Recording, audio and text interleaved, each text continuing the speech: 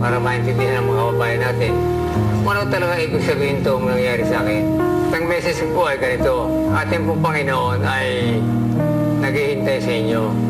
Bigyan niyo po siya ng kahit na 10%, 10 seconds of your life every day.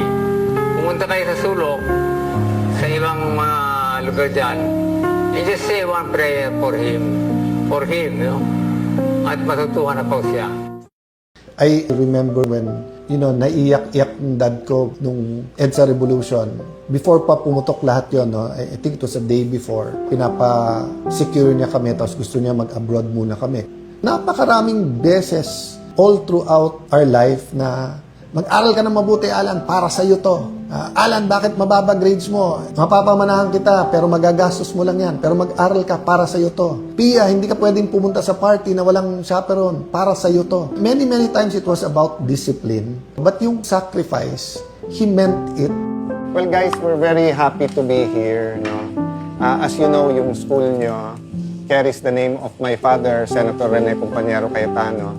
Kilala siya nung lahat kasi about law. So ang dad ko, naging passionate sa law, pero actually, ang tingin talaga niya sa education, great equalizer. So remember, sa students, kayo may dala ng pangalan ng school na to, di ba? That you deserve the best.